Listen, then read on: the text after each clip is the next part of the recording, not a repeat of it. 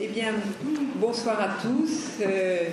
Je crois que nous sommes tous impatients de commencer cette conférence sur un sujet qui tient tant à cœur aux habitants du quartier.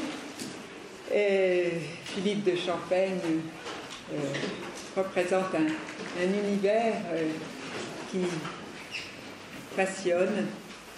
Donc, nous sommes particulièrement heureux d'accueillir ce soir Madame Marianne Cojano-Leblanc, qui est professeure d'histoire de l'art à l'université de Nanterre et qui est même directeur du département d'histoire de l'art. Et Madame Cojano-Leblanc s'est intéressée à Champaigne depuis plusieurs années déjà, et je crois que je vais lui laisser la parole pour vous dire des choses beaucoup plus précises que moi. Merci beaucoup, Madame le Président, et merci beaucoup pour cette invitation de l'association. J'ai envie de dire que je suis touchée et presque émue de parler de Philippe de Champaigne. Vous savez qu'en tant qu'historien et en tant qu'universitaire, on s'interdit évidemment les jugements de valeur en considérant qu'ils sont contraires à la profession qu'on exerce.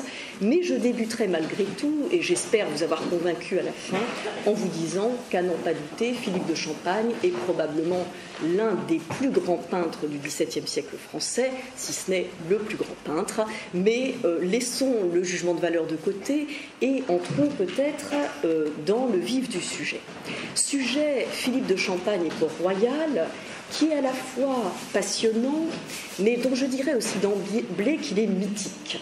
Or, quand on parle de mythe, et si vous connaissez un tout petit peu Port-Royal, dès qu'il y a séduction, il faut qu'il y ait méfiance. Plus les choses sont séduisantes, plus probablement il faut s'en méfier, et c'est un petit peu cette contestation ou cette mise en garde contre le mythe de Port-Royal que j'ai aussi envie de mettre en place avec vous.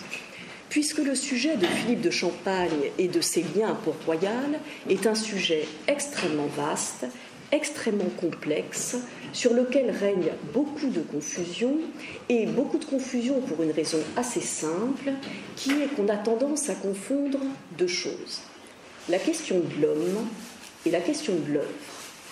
Or, autant sur la question de l'homme, j'ai envie de dire, nous avons à peu près des certitudes.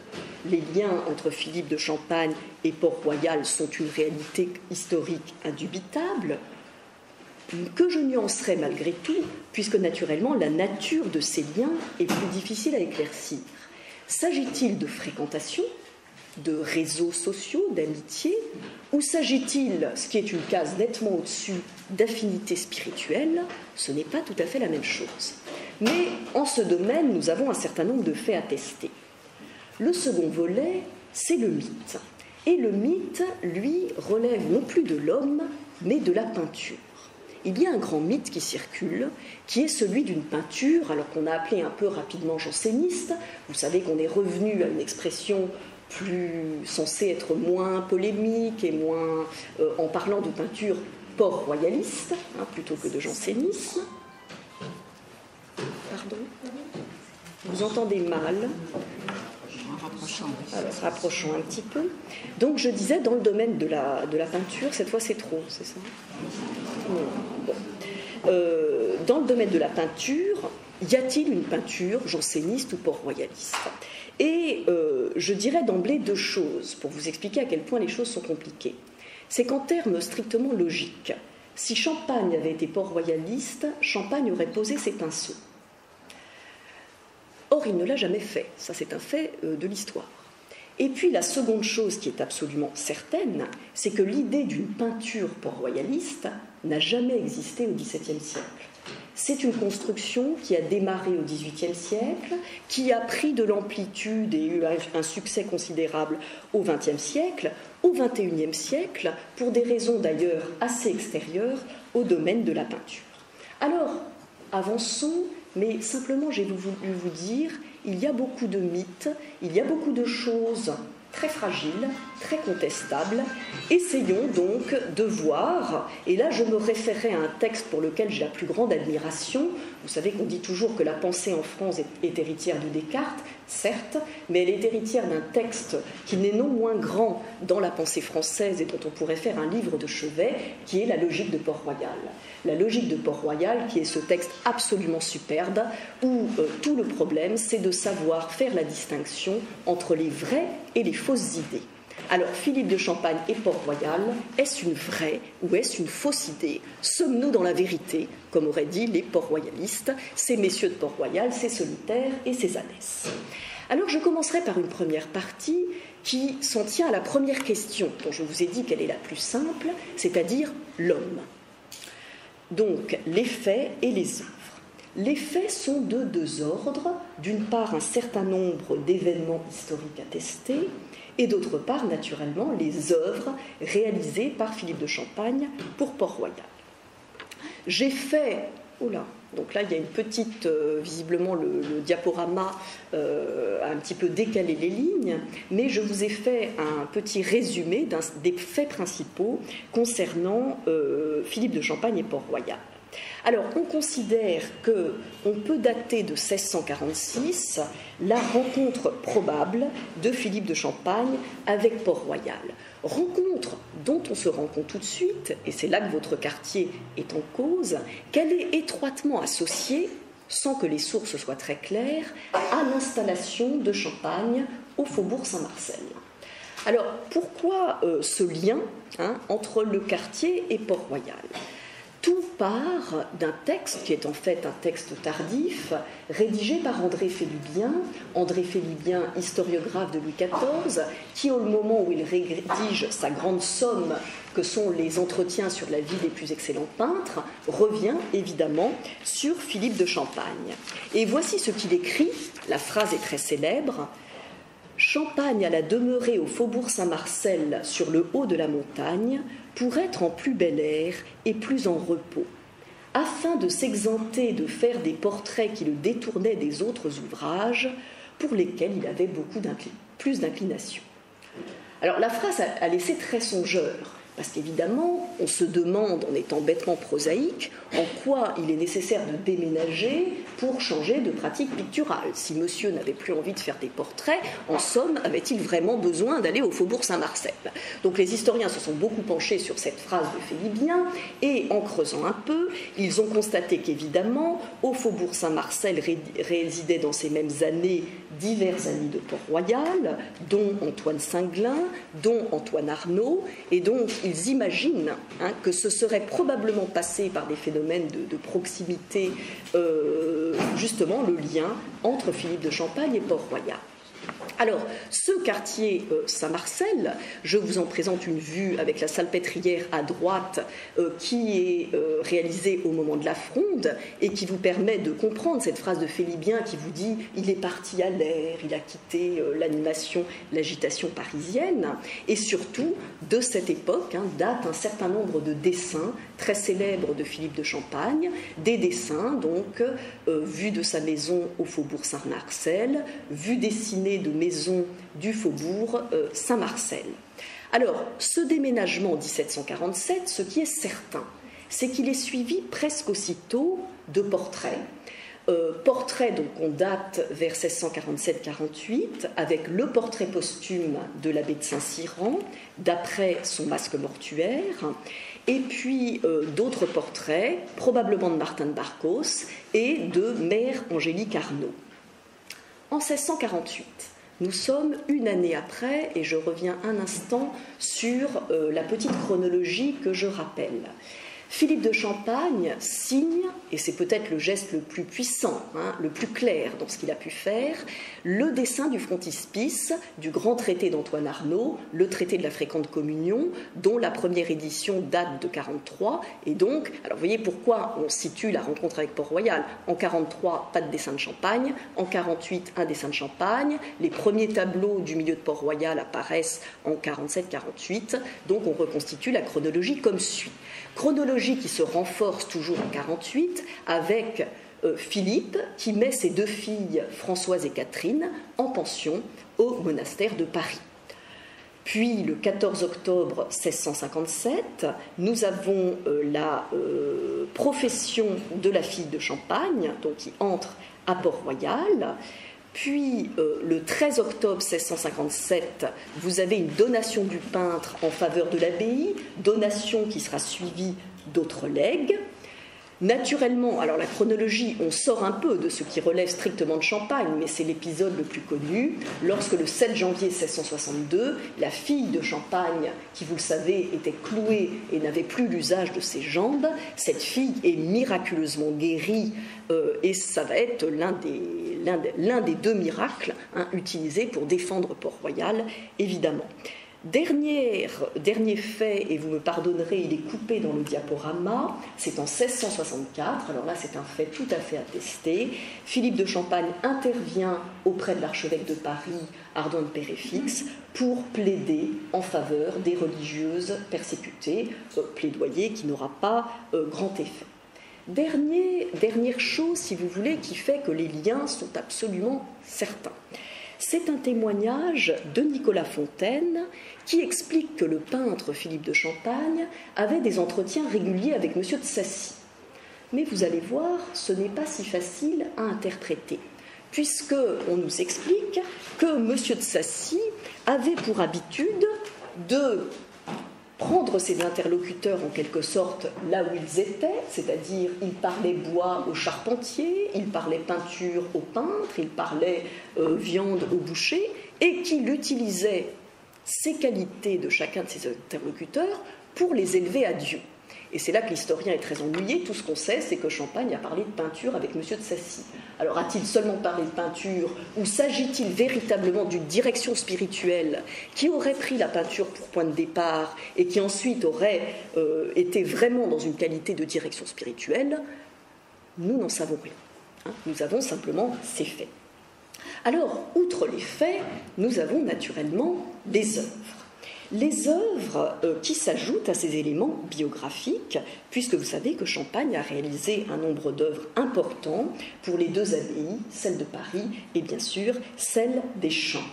Mais le terrain est aussi assez délicat. Il y avait beaucoup de tableaux, mais on sait que la provenance des tableaux est très difficile à établir. C'est-à-dire qu'on ne sait pas très bien, et là je me réfère à toute la bibliographie qui est quand même très importante sur Philippe de Champagne, on ne sait pas très bien si ces tableaux ont été commandés par Port-Royal. On ne sait pas très bien s'ils ont été payés. Alors vous voyez que ça change tout en termes de relations. Est-ce que Port-Royal est un ordre comme un autre, comme les Chartreux, etc., qui commandent à Philippe de Champagne? Il semble que cela ait été aussi le cas. Pas seulement. Alors, vous avez des cas de dons de Champagne à Port-Royal, mais dons qui sont dans des circonstances très particulières. Ces deux tableaux que je vous présente, dont le premier a été retenu pour l'affiche, c'est-à-dire le Saint-Jean-Baptiste et la Madeleine pénitente, sont deux tableaux qui ont été offerts par le peintre à Port-Royal au moment de la prise de voile de sa fille, donc dans des circonstances assez particulières. On sait aussi que Champagne a fait don d'un certain nombre d'œuvres à des personnes qu'il fréquentait et qu'il appréciait, que ce soit des proches de Port-Royal ou même la mère Angélique. Il a donné un Christ en croix au Grand Arnaud, il a donné les pèlerins d'Emmaüs à Martin de Barcos, il a donné des tableaux à Mère Agnès, donc ça c'est aussi tout à fait sûr. Et on sait enfin qu'un certain nombre d'amis de l'abbaye ont donné des tableaux de Champagne qu'eux-mêmes avaient achetés. Alors on se retrouve avec des situations très différentes, de fait un nombre conséquent de tableaux de Champagne dans les deux abbayes, mais vous voyez bien que le niveau d'implication du peintre n'est pas toujours aisé à établir. Alors je rappellerai quand même que pour les deux ensembles significatifs, donc les deux ensembles de Port-Royal de Paris et des Champs.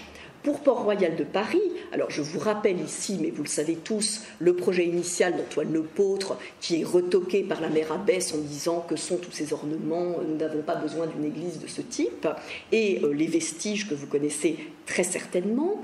Pour cette église de Port-Royal de Paris, vous aviez un certain nombre de tableaux dont je vous dis tout de suite qu'on ne sait pas exactement lesquels c'était.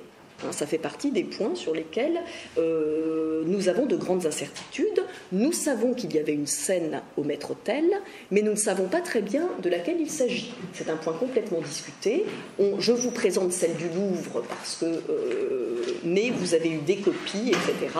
Et c'est un petit peu difficile. Donc, une scène au maître-autel qui était complétée donc à Port-Royal de Paris par une samaritaine, donc évocation des deux grands sacrements samaritaines qui est aujourd'hui au musée de Caen. Et dans la clôture, vous aviez un portrait de Mère Angélique. J'ai envie de dire, le peintre, il y avait beaucoup plus d'œuvres du peintre à Port-Royal des Champs. Port-Royal des Champs, dont c'est encore un témoignage des liens. Je vous présente ici une vue dessinée par Philippe de Champagne, ce qui vous montre qu'il a parfaitement fréquenté les lieux.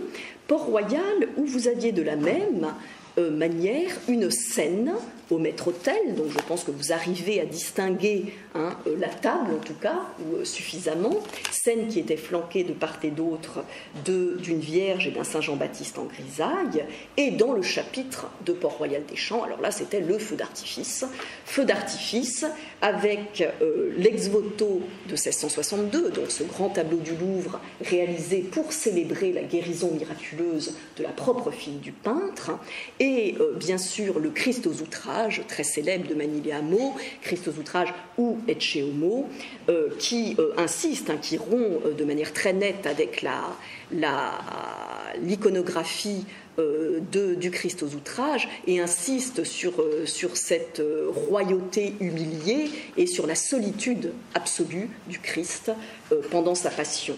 Mais vous aviez encore un Saint Benoît, un Saint Bernard, un portrait de Mère Angélique, et dans le cloître devait atterrir un don de Jean-Baptiste de Champagne, donc le neveu de Philippe, le fameux Christ mort du Louvre. Donc des ensembles tout à fait considérables auxquels s'ajoutaient naturellement les nombreux portraits de solitaires et d'abbesses, portraits dont vous savez qu'ils avaient une fonction très particulière à Port-Royal, qui a été théorisé, et c'est le seul domaine sur lequel Port-Royal est écrit en matière de peinture, c'est le domaine du portrait. Parce que le portrait avait une fonction fondamentale qui était la fonction mémorielle. On gardait la mémoire, le souvenir de personnes qui avaient été d'une vertu exemplaire. Et l'idée que cette image était susceptible de susciter elle-même la vertu, et c'était le sens de la représentation du portrait. Alors que penser de tout cela, de ces faits? Quel bilan tirer? Une première évidence, mais qu'on oublie presque. Vous conviendrez aujourd'hui, même si vous êtes très pieux, qu'il est parfaitement difficile de juger de la foi de quelqu'un. Et au-delà de la foi, parce que la foi, j'ai envie de dire, c'est presque simple, ce dont il n'est certainement pas facile de juger, c'est de la tonalité spirituelle de la foi de quelqu'un. Je ne suis pas certaine, même si vous fréquentez la messe, que vous direz en sortant, lui est ignatien. Ça fait partie des choses qui sont quand même relativement difficiles à saisir. Alors vous conviendrez que dans le cas de Philippe de Champagne, étant donné les sources que nous avons, que je vous ai rappelées, et dont vous conviendrez qu'elles ne sont pas si nombreuses que cela, ni si explicites que cela, vouloir juger de la tonalité spirituelle de Philippe de Champagne en l'absence de sources, en regardant ses peintures, sachant les problèmes que pose l'interprétation d'un tableau, nous sommes dans un domaine on ne peut plus périlleux, évidemment. Alors, les faits eux-mêmes ne sont pas si évidents à interpréter. Vous voyez qu'ils ne sont pas nombreux, et je me permettrai de vous montrer pourquoi ils ne sont pas si évidents à interpréter. Lorsque Philippe de Champagne intervient d'une manière forte auprès de l'archevêque de Paris au moment où les religieuses subissent les persécutions, donc nous sommes en 1664, intervient-il par conviction? Intervient-il au nom de son statut de peintre du roi? Intervient-il comme père d'une religieuse? Parce que ce qui est tout à fait frappant, c'est que le lien de Philippe de Champagne à Port-Royal a quelque chose d'intime, et même, j'ai envie de dire, quelque chose qui relève de l'épreuve. C'est-à-dire, Philippe de Champagne est vraiment un homme très éprouvé, qui a subi très vite le deuil de sa femme, le deuil de son fils, le deuil de sa première fille qui rentre à Port-Royal, c'est-à-dire il a une série de deuils qui l'accablent en quelque sorte, et il est évident que ces liens à Port-Royal se sont tissés dans cette tonalité de l'épreuve, et qu'il a très certainement vécu sur le mode de l'épreuve spirituelle.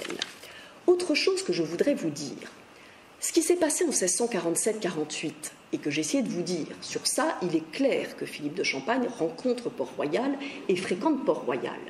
Mais sur la suite, on n'a rien.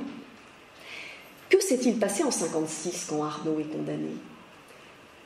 On n'en sait rien, c'est-à-dire autant il intervient en faveur de sa fille, autant on n'a rien sur les grands moments de Port-Royal, que vous connaissez tous, par le biais de l'histoire ou la connaissance de l'histoire religieuse. Autrement dit, il n'a jamais pris position, ou du moins nous n'avons aucune source là-dessus, sur les grandes controverses qui ont quand même animé les décennies. Donc autant on le voit intervenir en tant que père demandant la communion pour sa fille, autant on ne le voit pas forcément intervenir sur les controverses de Port-Royal.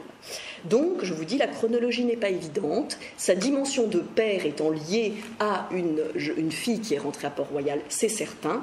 Au-delà, ce n'est pas facile. Et vous allez voir, en fait, on peut aller beaucoup plus loin. C'est qu'on a quand même des témoignages de l'époque. Pour tenter d'y voir plus clair, je vais vous proposer 2 témoignages de contemporains, l'un extérieur à Port-Royal, l'autre intérieur à Port-Royal, sur précisément la figure morale et spirituelle du peintre. Et ce qui ressort de manière très frappante, parce que là il y a une concordance des sources qui intéresse beaucoup l'historien, c'est que les sources extérieures à Port-Royal et les sources intérieures à Port-Royal disent en gros la même chose. Et c'est quoi la même chose? C'est que le peintre est un modèle de piété, que le peintre était un modèle de vie chrétienne. J'ai envie de dire, ça s'arrête là. C'est-à-dire, on ne dit pas au-delà. Alors, je vous lis les passages et vous allez voir. Le premier, de nouveau, André Félibien, que je vous citais tout à l'heure, historiographe de Louis XIV. Premier extrait. Philippe, homme sage et vertueux, avait un air vénérable qui le faisait considérer parmi les autres peintres. Autrement dit, il avait une forme de dignité qui faisait qu'effectivement, il ne passait pas inaperçu. C'était un homme d'un naturel doux, d'un maintien sérieux et grave et d'une conscience droite. Il était sobre et réglé dans sa manière de vivre. Dernière citation qui évoque cette fois l'activité de Philippe de Champagne au sein de l'Académie royale de peinture et de sculpture.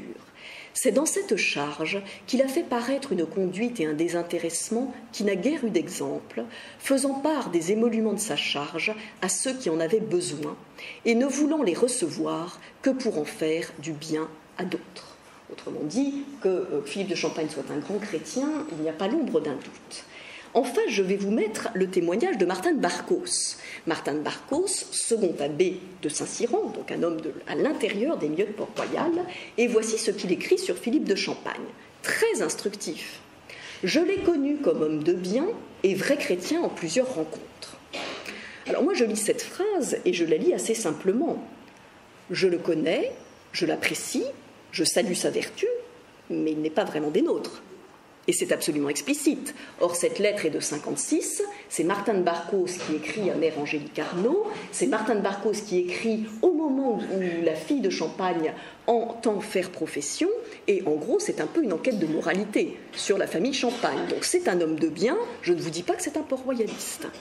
Donc je pense que ce témoignage est quand même très important.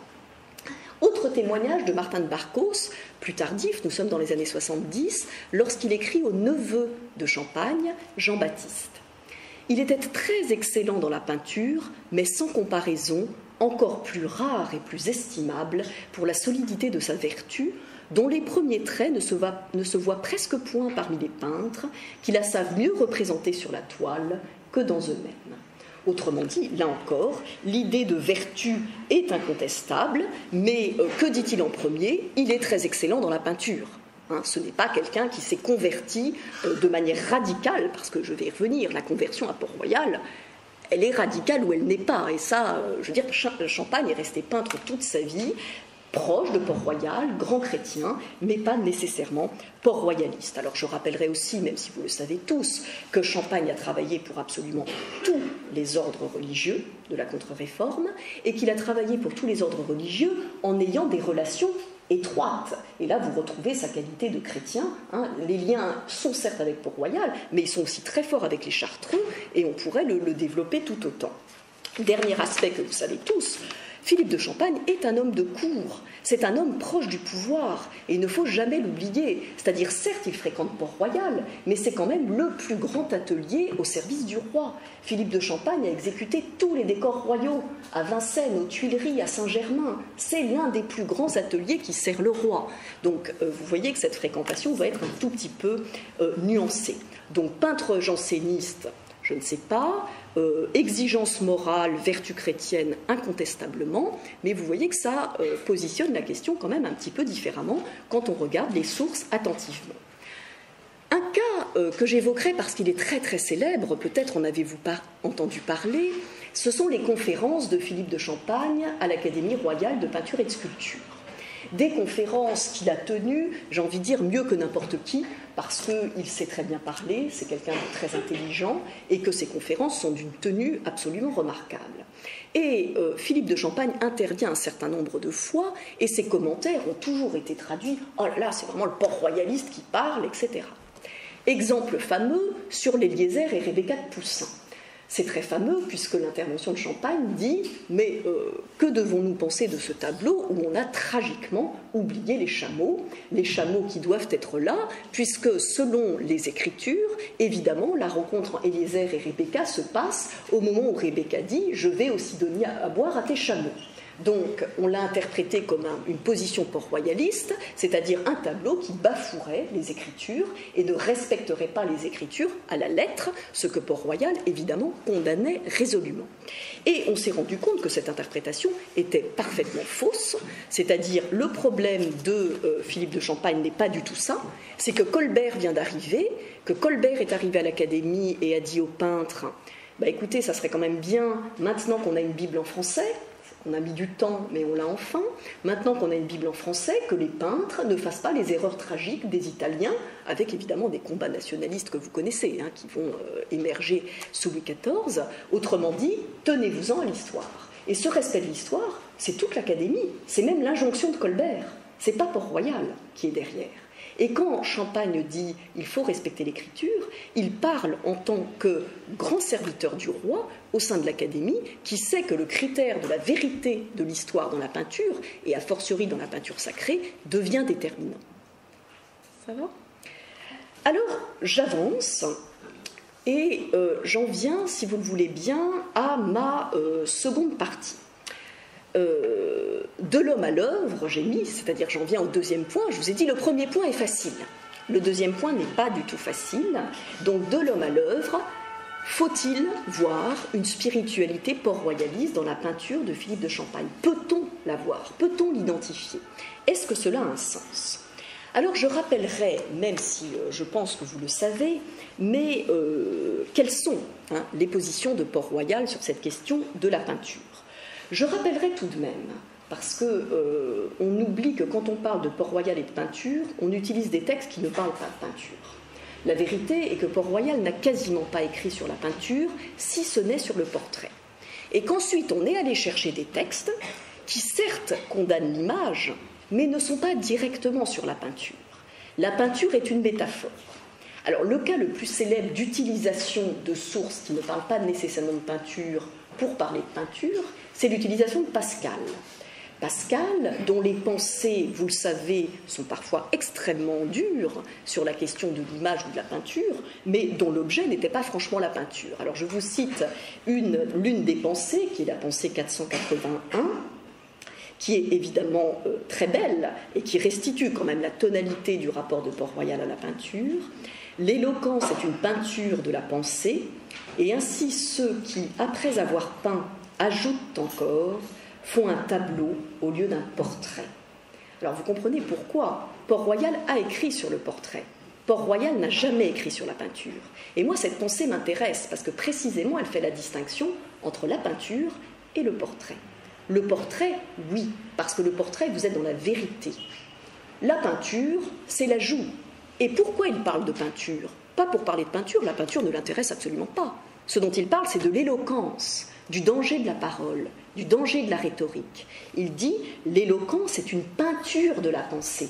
Autrement dit, il y a la pensée qui est la vérité et il y a l'éloquence. Pensée, éloquence, ce qui est dans la vérité, ce qui est hors de la vérité, portrait, peinture.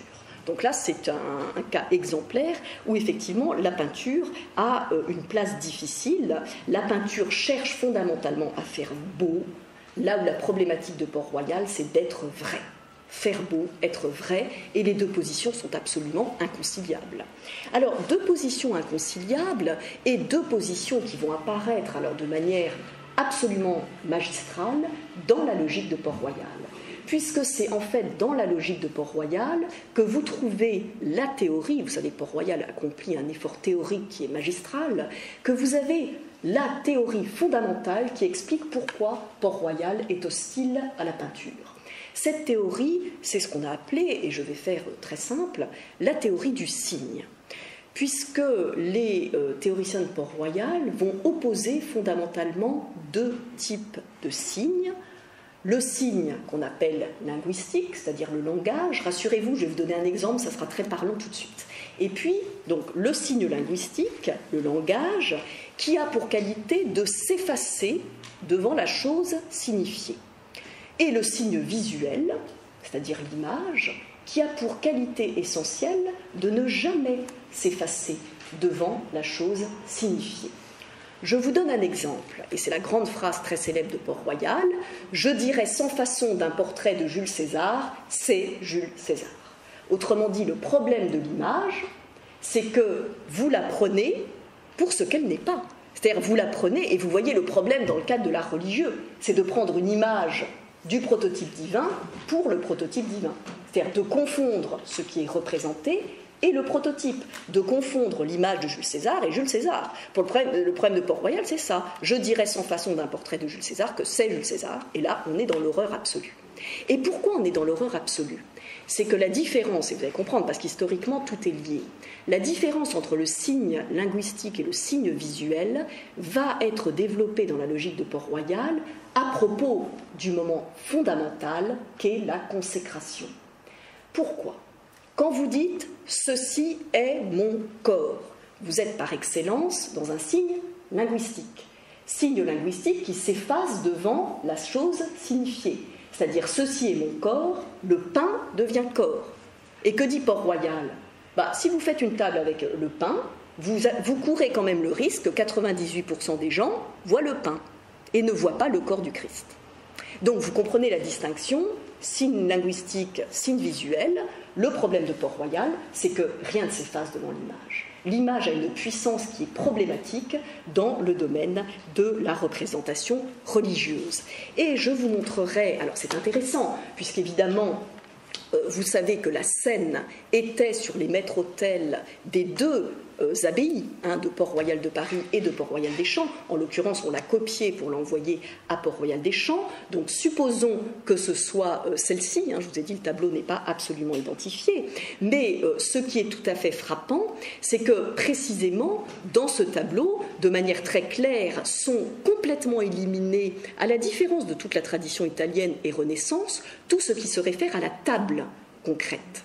C'est-à-dire, dans le tableau de Champagne, vous avez uniquement les instruments de la consécration. Autrement dit, ce n'est pas le dernier repas du Christ qui est représenté, c'est bien le sacrifice de la messe. Alors, je n'ai pas le temps de développer ce tableau, mais il est évident que ce tableau, le fait qu'il ait été retenu pour le maître-autel de Port-Royal, qu'il ait été reproduit immédiatement, c'est-à-dire copié pour Port-Royal des Champs, c'est parce qu'il convenait à Port-Royal. C'est-à-dire que même si les analyses pouvaient être extrêmement sévères sur la peinture, il convenait. Alors, j'avance, si vous le voulez bien, je surveille un petit peu mon temps, ça va, et j'aimerais... oui, un instant. Donc, voilà, la position de principe, elle est simple, c'est qu'il n'y a pas de peinture à Port-Royal. Mais ça, c'est la théorie. Et Port-Royal, contrairement à ce qu'on imagine, ils sont un peu comme tout le monde, c'est-à-dire la théorie et la pratique sont deux choses différentes, et si Port-Royal en théorie condamne la peinture, Port-Royal en pratique est plus complexe ou plus ambivalent. Parce que la réalité de Port-Royal, vous le savez tous, l'infinie misère de l'homme, l'infinie misère de l'homme, c'est que finalement les choses sensibles peuvent avoir un sens. Et c'est là qu'on renoue avec ce que je vous ai dit sur M. de Sacy, qui se dit qu'après tout, s'il a affaire à un peintre, il va partir de là pour sa direction spirituelle. Il préférait quelqu'un en 5e année de faculté de théologie de Paris, mais enfin, on n'a pas toujours un candidat en 5e année de faculté de théologie de Paris. Donc avec un peintre, il va faire avec un peintre, on va commencer par parler de peinture, et puis si on peut s'élever, tant mieux. Eh bien, c'est un petit peu la même chose. Port-Royal, dans tous ces textes, finalement, il y a une place pour le sensible, alors qui est très clairement le niveau le plus bas, le niveau le plus bas, mais qu'il ne faut pas négliger dans l'idée que petit à petit, on peut espérer qu'on va passer du sensible au visible, le niveau le plus bas, et arriver à l'abandonner pour s'élever vers Dieu. Alors, vous savez que les mères abbesses elles-mêmes sont d'une contradiction totale, c'est-à-dire, elles se disent « Ah là là, mon Dieu, j'ai fait un poème », et bien sûr, vous savez que vous avez des abbesses qui dessinent, et qui à la fois se fustigent en disant « Comment ai-je pu céder ?» mais en même temps, on ne résiste pas, puisque l'homme, de toute façon, est d'une infinie misère. Donc, Port-Royal, en pratique, est extrêmement ambivalent dans son rapport à la création. Alors, si j'étais un tout petit peu cynique, je dirais même que Port-Royal est d'autant plus ambivalent dans son rapport à la peinture que n'oubliez jamais que la peinture est le seul art qui ne coûte pas cher. C'est-à-dire, quand on dit le l'apôtre, ne mettons pas tous les ornements dans l'église, les ornements coûtent cher, la sculpture coûte cher, la peinture ne coûte rien. Alors vous direz d'autant moins si c'est Champagne qui donne ces tableaux, mais la peinture est un art qui est fort peu rémunéré, et ça il faut le savoir, c'est-à-dire quelle que soit la qualité de Champagne, c'est un art qui coûte relativement peu, et donc ce qui rejoint évidemment la dimension d'humilité du couvent. Donc, une ambivalence de Port-Royal au-delà de la théorie. Alors cette ambivalence, et pour en venir au dernier point de mon exposé, j'aimerais vous la présenter en regardant tout bêtement des tableaux de Philippe de Champagne, et j'en ai choisi 3. Des tableaux dont j'ai fait exprès de prendre certains qui étaient pour Port-Royal, d'autres qui ne l'étaient pas, et ce que je vous propose de faire, c'est à travers ces 3 tableaux, d'essayer de comprendre, y a-t-il quelque chose de port-royaliste, oui ou non? Alors, et évidemment, il faudra faire quelques points de comparaison avec d'autres peintres. Le premier cas, et c'est le plus simple, j'ai envie de dire, c'est un tableau pour Port-Royal qui correspond à Port-Royal. Alors, ça n'est pas très étonnant, j'ai pris à dessin la Madeleine pénitente que je vous ai présentée tout à l'heure, qui est un tableau daté de 1657, donc je vous l'ai dit, offert lors de l'entrée au couvent de Sainte-Catherine de Sainte-Suzanne, donc la fille de Philippe de Champagne, en 1657, et offerte avec le Saint-Jean-Baptiste comme pendant. Donc ce tableau était à Port-Royal de Paris, dans le cœur des religieuses. Alors essayons de comprendre, y a-t-il dans ce tableau un traitement du sujet qui serait proprement port-royaliste, et de quelle manière? Alors on va avancer petit à petit, vous verrez que c'est un tableau complexe. Au niveau du sujet, c'est l'évidence même, c'est-à-dire vous avez ici un tableau qui est à fonction spirituelle, qui est là pour aider la dévotion, je vais y revenir, et qui invite en quelque sorte le spectateur à vivre le monde comme un désert, qui est quand même la grande idée de Port-Royal, et voir au-delà, je vais y revenir, à vivre le désert comme un lieu de grâce. Donc 2 tableaux remis au couvent, qui sont 2 tableaux au désert, Saint-Jean-Baptiste au désert, la pénitence de la Madeleine, et qui renvoient bien sûr au propre enterrement de la fille de Champagne, qui s'enterre au couvent, c'est-à-dire choisit effectivement de manière radicale le retrait du monde. Alors, ce tableau donc, a un sens évident dans le cadre de Port-Royal et de la promotion par Port-Royal du désert et de la vie de solitaire. Mais je dirais tout de suite que la représentation d'une Madeleine pénitente en peinture est un sujet difficile.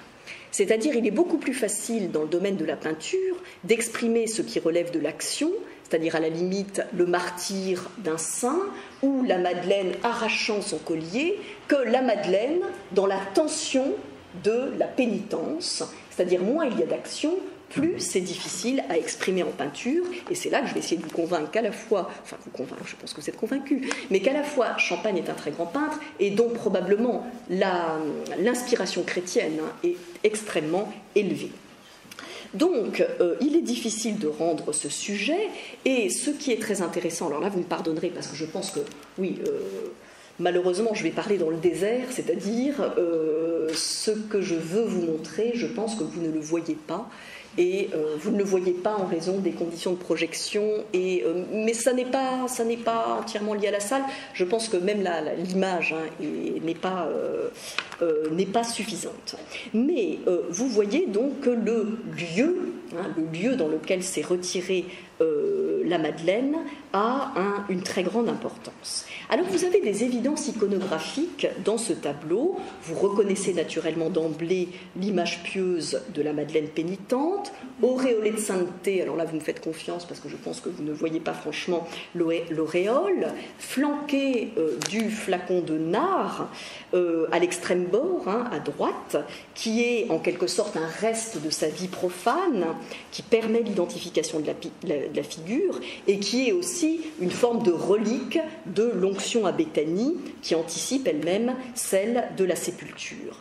Vous avez le crâne, évidemment, de la méditation de la mort et des fins dernières. Vous avez la robe de bure grossière de la vie de pénitence, dont tous les signes sont absolument visibles et montrés. Et puis vous avez, alors là de même, vous me faites confiance, c'est absolument terrible, la croix, une grande croix de bois extrêmement simple qui est posée à droite du tableau contre le mur du rocher. Et vous avez aussi naturellement le livre pour la lecture de la parole divine. Donc les signes de la pénitence par un ensemble d'attributs, les signes de la pénitence aussi, alors conformément à toute la contre-réforme, par la beauté de la Madeleine. Alors ça, vous avez un ensemble de textes très importants,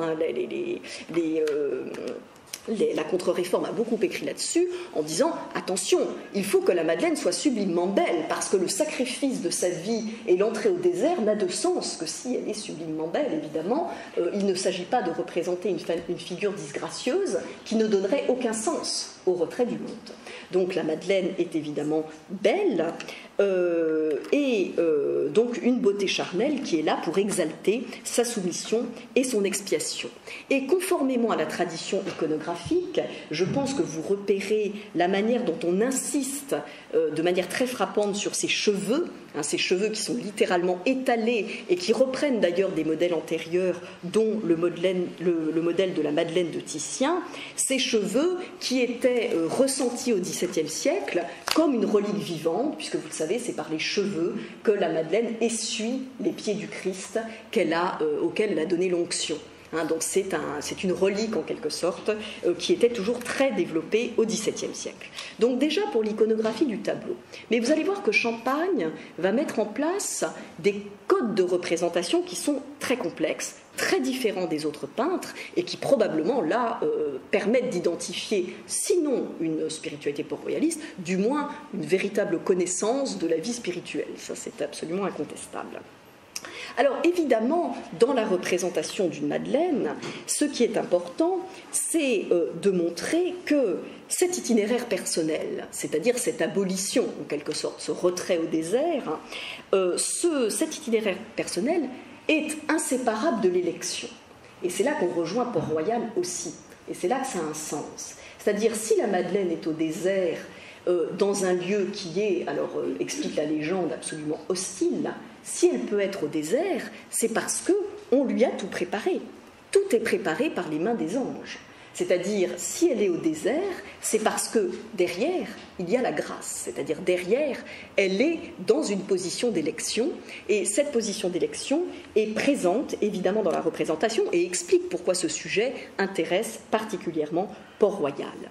Au-delà, et c'est très important, j'essaie de vous expliquer pourquoi a-t-il fait ce sujet au moment où sa fille rentre au couvent. C'est pas simplement parce que Madeleine est le modèle de la pénitence, c'est parce qu'il y a la vie au désert qui a un rapport avec Port-Royal, c'est parce qu'il y a la dimension d'élection qui accompagne le retrait de la Madeleine, qui aussi est l'un des grands thèmes de Port-Royal.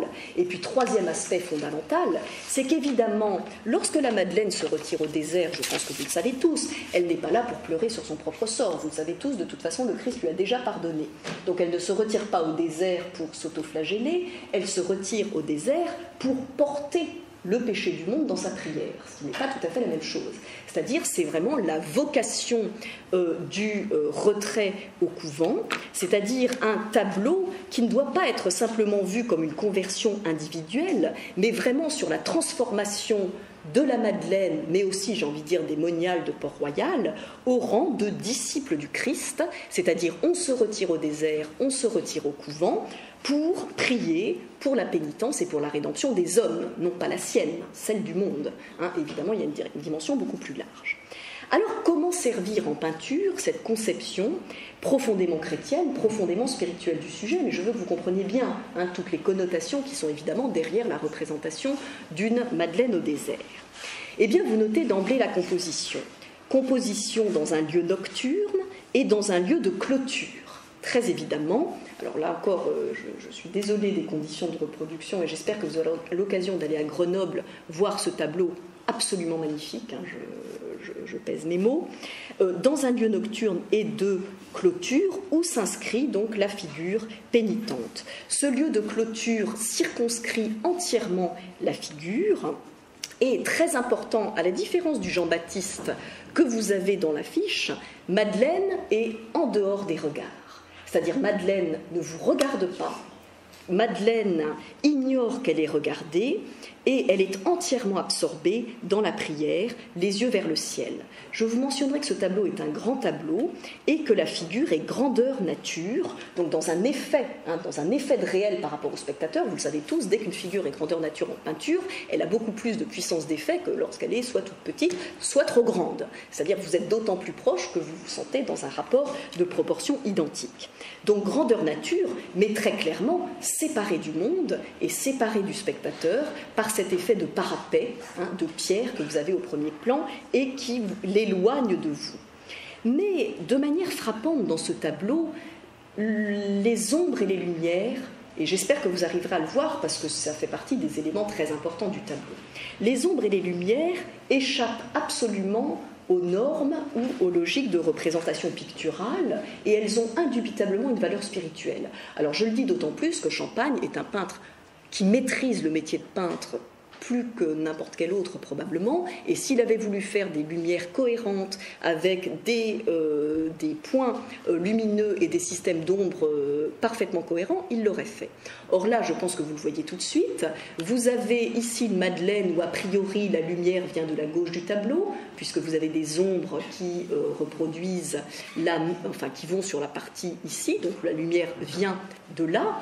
Or, cette lumière qui vient de là, elle est complètement incohérente avec le lieu qui est représenté, puisqu'en principe, vous le voyez, la Madeleine est dans une grotte avec une petite ouverture à gauche. Donc comment expliquer que vous ayez une lumière vive qui, en quelque sorte, projette des ombres violentes sur la figure, alors que la construction des lieux ne va absolument pas dans ce sens. Et vous le comprenez, là, ça fait partie des petites clés en matière de représentation picturale qui permettent de comprendre, évidemment, un fonctionnement, une mise en place, la défense de la valeur spirituelle de la représentation. Alors cette valeur spirituelle de la représentation, on pourrait aussi la voir dans l'usage des coloris. Usage des coloris qui est extrêmement intéressant dans ce tableau, puisque vous voyez que j'ai à la fois un camailleux de gris, de marron, qui renvoie à la fois à la retraite, à l'ascèse, à la mort des sens, et contraste de manière absolument magnifique le bleu du manteau de la Madeleine, dont je dis tout de suite que ce n'est absolument pas une couleur conventionnelle. La Madeleine, et encore moins au désert, est rarement drapée de ce type de bleu d'une vivacité exemplaire, et cette vivacité exemplaire renvoie à un fonctionnement presque héraldique de la couleur. C'est-à-dire c'est ce bleu comme couleur spirituelle qui drape la Madeleine. Et regardez encore, il y aurait mille choses à dire sur ce tableau, mon problème est plus de comprendre, est-ce qu'il y a quelque chose de port-royaliste ou pas. Dernier aspect, la manière dont la figure est représentée et dessinée. Vous voyez que la figure a un effet, alors là vous devrez me croire aussi un petit peu sur parole, un effet de présence qui est très grand et qui est lié bien évidemment à sa taille, mais qui est lié à autre chose. Ce qui est admirable dans ce tableau, c'est la manière dont Champagne arrive à représenter, et ça il faut être un très grand peintre, ce qu'est profondément la vie au désert et la vie spirituelle, une vie spirituelle qui fondamentalement est une espèce d'alternance ou de coexistence de tension et de repos. C'est-à-dire la vie spirituelle, c'est ni les anges arrivent, ni la souffrance de la pénitence. C'est les deux. Et comment représenter les deux? Et je vous ai dit, c'est tout le problème pictural. Comment représenter une Madeleine qui simplement n'arrache pas son collier et se convertit? Ça, effectivement, la tradition picturale, vous pouvez aller beaucoup dans les musées, vous en aurez beaucoup. Des Madeleines pénitentes qui expriment, qui arrivent à exprimer ce qu'est l'intensité de la vie spirituelle, et on pourrait dire aussi l'intensité du combat spirituel, parce que vous le savez, plus on est avancé dans la vie spirituelle, plus le combat est réputé être difficile. Eh bien, regardez ces mains, c'est-à-dire deux mains, et ça a été très très bien commenté par Louis Marin, qui est l'un des grands analystes de peinture de Philippe de Champagne, mains dont il a souligné qu'elles, alors vous me croirez sur parole et vous irez voir, qu'elles n'expriment pas la même chose. C'est-à-dire entre cette main-ci, où vous voyez sont présents les veines, c'est-à-dire c'est une main qui est en tension. Vous avez les veines, vous avez les effets des doigts sur les plis du drapé. Autrement dit, c'est une main en tension qui est une main de crispation. Et l'autre main, au contraire, est une main dont vous sentez qu'elle est plus gonflée. Vous le voyez ? J'ai une main qui est plus mince, qui est plus tendue, et j'ai une main qui est plus gonflée. Là encore, on parle d'un peintre qui maîtrise le dessin mieux que personne. Ce choix de représentation, on pourrait quasiment dire que les deux mains ne sont pas de la même personne. Je ne sais pas si vous le voyez, en termes d'anatomie stricte, sont là pour exprimer précisément tension grasse, c'est-à-dire le double effet. Et ce qui est magnifique, si vous le voyez, c'est que la main en tension est la main qui s'élève en quelque sorte, c'est-à-dire la main qui engage un mouvement vers le haut, là où la main qui est moins en tension, qui est plus rondelette, un peu plus gonflée, est une main qui se replie sur le corps. Autrement dit, il y a des effets contradictoires de chiasme dans la figure qui s'ajoutent à l'usage du coloris, qui s'ajoutent à la construction du lieu, qui s'ajoutent à une utilisation spirituelle de la lumière et qui font que, indubitablement, ce tableau n'est pas simplement une représentation un peu plan-plan d'une sainte au désert en disant oui, ma fille part au couvent, mais bien plus, vous avez vraiment l'expression, la tentative d'exprimer dans les outils propres de la peinture ce qu'est, en quelque sorte, la pénitence d'un côté et l'abandon au pardon. C'est-à-dire ce moment qui est un moment de tension, de suspension aussi, c'est-à-dire vraiment ce qu'est la vie spirituelle. Alors, premier cas, donc, j'ai envie de dire, c'est assez simple, mais c'était simple, puisque c'est un tableau qui est offert pour la fille au moment de l'entrée à Port-Royal de la fille de Champagne. Donc, le premier tableau, qui, d'un point de vue iconographique et formel, est tout à fait en cohérence avec ce qu'on peut attendre de Port-Royal. Mais vous allez voir que ça se gâte. C'est-à-dire que j'ai d'autres tableaux où ça ne fonctionne absolument pas et où l'idée d'un peintre très proche de Port-Royal est un peu perturbante. Alors ici, je vous montre un autre tableau. Donc le premier était pour Port-Royal de Paris. Ce second tableau, ce sont les pèlerins d'Emmaüs de Gand, dont Bernard de Rival, donc l'auteur du grand catalogue du peintre, considère qu'il a également été exécuté pour Port-Royal.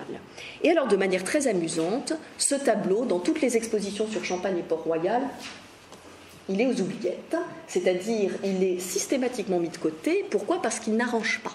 Parce qu'évidemment, ce tableau-là, pour le coup, autant la Madeleine, ça fonctionne bien, autant là, ça se gâte, et ça se gâte pour un ensemble de raisons.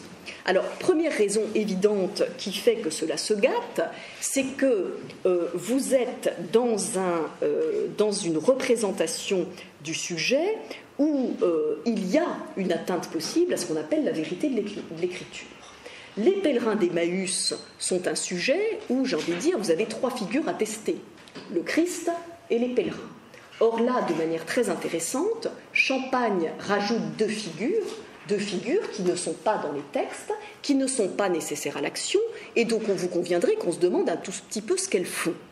Et on se demande d'autant plus ce qu'elles font. Alors là, on est quand même très choqués, parce que Port-Royal, la vérité de l'écriture, on ne plaisante pas. Ce qui est dans le texte est dans le texte, ce qui n'est pas dans le texte n'est pas dans le texte, et on n'a le droit ni d'ôter, ni d'ajouter, parce que potentiellement, on peut porter une atteinte profonde à la vérité. Autrement dit, le texte, rien que le texte. Alors là, évidemment, ce n'est pas rien que le texte. Mais au-delà de ça, vous voyez au premier plan un motif encore plus gênant, qui est ce chat qui se balade, motif extraordinairement prosaïque. Alors on se dit, quoi, que vient faire un chat dans les pèlerins d'Emmaüs ? Certes, ça n'est pas dans le texte, et il n'est pas dit qu'il y avait des chats qui se promenaient au milieu des disciples. Et puis, qui plus est, tout le monde s'est dit, mais qu'est-ce que c'est que ce geste grossier ? Donc c'est pour ça que je vous dis, le tableau est régulièrement mis au garde-meuble plutôt qu'il n'est sorti dans les expositions sur Champagne et Port-Royal. Parce que c'est un tableau problématique. Or c'est tout l'intérêt, parce que c'est justement l'intérêt de comprendre bien, la diversité de la production. Et ce que je vous disais au départ, Champagne a certes une inspiration chrétienne profonde, mais il n'en est pas moins peintre. Alors, on a essayé de retomber sur nos pieds, et notamment, alors le côté admirable pour retomber sur le pied, ça a été de dire que les deux personnages non présents dans les Écritures étaient des doubles des disciples, c'est-à-dire il y a ceux qui sont élus et ceux qui ne le sont pas. Vous conviendrez que l'explication est moyennement satisfaisante par rapport aux exigences de Port-Royal. Et puis la seconde explication pour le chat, assez comique aussi, c'est de dire « Ah bah oui, c'est un motif qui est là pour dire que Dieu se révèle dans le prosaïsme. De même que Dieu est advenu dans l'étable, et non pas dans un lieu noble, et bien de même le Christ se révèle aux disciples dans la prosaïque auberge où traîne un chat, un plat et un valet au grossier, et pas du tout dans un lieu admirable. » Alors, pourquoi pas, mais il y a d'autres explications, et vous allez voir où je veux en venir. Les explications, c'est aussi la tradition picturale. Champagne est un peintre qui a un œil, une connaissance de la tradition profonde, et qui notamment connaît très très bien Raphaël, Titien, et qui s'est profondément inspiré de Titien. Je vous ai montré sa Madeleine qui épouse quand même le modèle de Titien, en moins charnel certes, mais épouse certains traits de composition de Titien.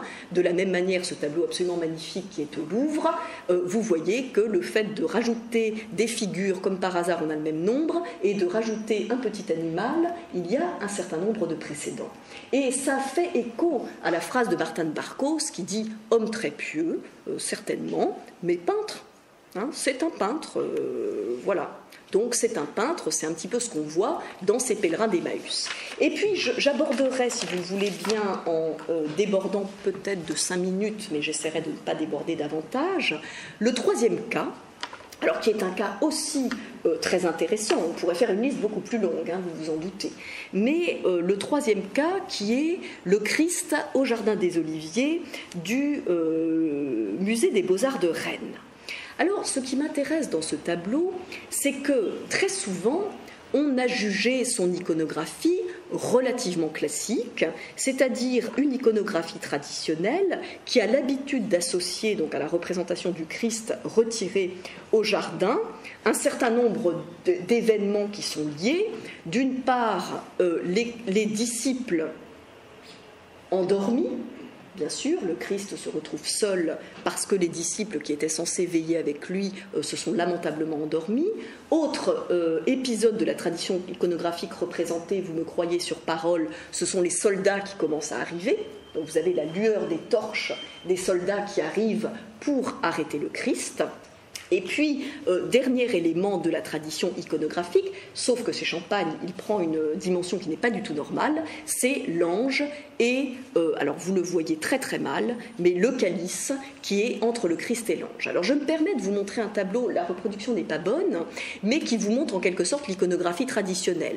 Le Christ à genoux, les disciples endormis, et puis l'ange et le calice, ça j'en dire, c'est la composition classique, traditionnelle, banale d'un jardin des Oliviers. Alors cette composition banale, vous voyez tout de suite que Champagne ne fait pas la même chose. Et il ne fait pas la même chose sur un certain nombre de points qui me paraissent très intrigants. Le premier, vous le voyez tout de suite, c'est la position semi-allongée du Christ, extrêmement intéressante, parce qu'alors là, absolument pas dans la tradition iconographique. Le Christ est à genoux, il n'est pas allongé. Premier point. Deuxième point, vous pouvez me croire sur parole, son front et son visage est couvert de gouttes de sang. Alors je vous invite à aller voir cela à Rennes, c'est extrêmement saisissant, mais le visage est couvert de gouttes de sang à la manière d'un Ecce Homo, c'est-à-dire avec les marques de la couronne d'épines, sauf que vous voyez tout de suite que le problème des gouttes de sang au Jardin des Oliviers est plus délicat. Et puis, troisième aspect tout à fait frappant, c'est la proximité entre l'ange et le Christ. Normalement, l'ange apparaît au ciel, il n'est pas à côté du Christ. Et puis, dernier élément qui n'est pas complètement inintéressant, c'est la lune d'une rotondité parfaite. Alors, comment comprendre ces déplacements de Philippe de Champagne ? Vous avez vu, semi-allongé, la proximité de Champagne et l'ange, donc un certain nombre de problèmes.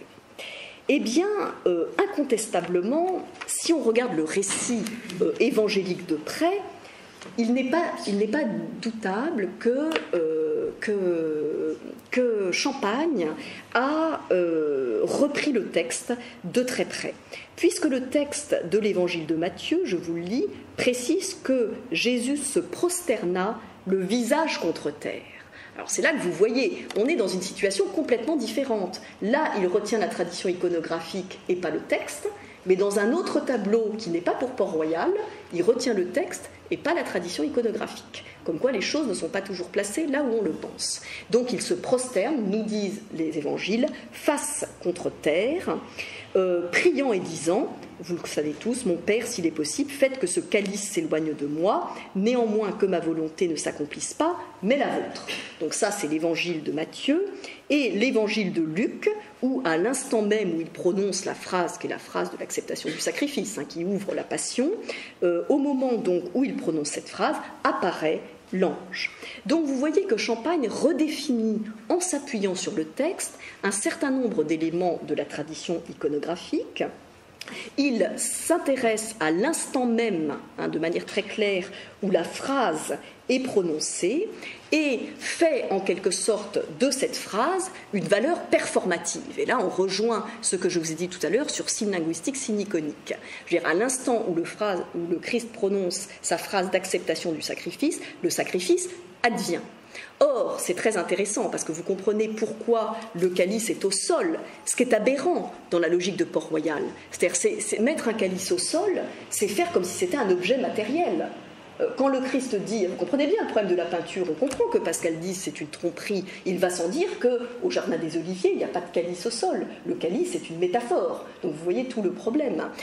Donc à l'instant où mais c'est une mise en image de cette phrase du Christ, il représente le calice parce que sa phrase a une valeur performative, c'est-à-dire le sacrifice advient. Et la rotondité de la lune, alors il va sans dire, vous le savez tous, qu'il n'est pas précisé dans les évangiles la nature de la lune le soir de la Passion. Donc le choix de Champagne n'est pas complètement neutre, et ce choix de Champagne, je pense que vous le connaissez, vous le comprenez tous bien, mais il mérite d'être commenté. Et là, on est par excellence dans le domaine de l'invention pieuse. Ce choix, c'est une évocation, c'est une figure de l'hostie, une figure de l'hostie qui commente précisément l'image représentée, lui donne une signification spirituelle et qui souligne, bien entendu, le lien entre le sacrifice du Christ et l'Eucharistie. J'en viens un instant aux gouttes de sang, parce que les gouttes de sang m'intéressent beaucoup. Elles rejoignent tous les problèmes de l'interprétation de Port-Royal, puisqu'il est écrit dans Luc que le Christ, étant tombé en agonie et redoublant ses prières, il lui vint une sueur comme des gouttes de sang qui découlaient jusqu'à terre. Ça aussi, c'est merveilleux. C'est-à-dire, je vous défie de trouver dans la peinture, avant Philippe de Champagne, une représentation du Christ au Jardin des Oliviers portant des taches de sang sur le front. Il n'y en a pas. Et donc ça prouve une connaissance du texte, et en plus une connaissance du texte dont on peut penser d'ailleurs qu'elle est antérieure aux premières traductions de la Bible en français. Donc autant dire qu'il avait des réseaux et des gens, c'est peut-être M. de Sacy avec lequel il parlait de peinture, et c'était peut-être le contenu de leur discussion. Mais c'est quand même, en termes de représentation, quelque chose d'absolument exceptionnel. Mais vous voyez, et là encore c'est toute la difficulté, ce quelque chose d'exceptionnel est très complexe, puisque ce que disent les Saintes Écritures, c'est une sueur comme des gouttes de sang. Si vous représentez des gouttes de sang, ce sont des gouttes de sang. Et là, vous êtes dans tout le problème de la représentation et du problème de la représentation aux yeux de Port-Royal, c'est-à-dire la crainte que la goutte de sang puisse être regardée simplement comme du sang. Alors, je conclus, si vous le voulez bien, en revenant tout bêtement au témoignage de Martin de Barcos. Martin de Barcos, donc grand second abbé de Saint-Cyran. Je vous l'ai lu, mais je vous le relis parce que je pense que c'est la clé de tout. Il était très excellent dans la peinture, très grand peintre, mais sans comparaison, encore plus rare et plus estimable pour la solidité de sa vertu, dont les premiers traits ne se voient presque point parmi les peintres. Et là, j'ai envie de dire, la réponse est là.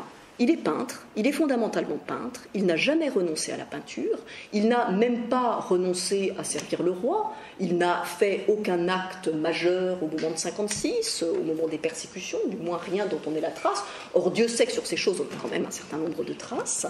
Donc, peintre, proche indubitablement de Port-Royal, mais peintre d'une stature morale et d'une piété absolument exceptionnelle. Et cette stature morale, j'ai envie de dire qu'on en a des traces bien au-delà des questions religieuses, notamment au moment où Champagne, vous le savez peut-être, doit affronter les manœuvres de Vouet.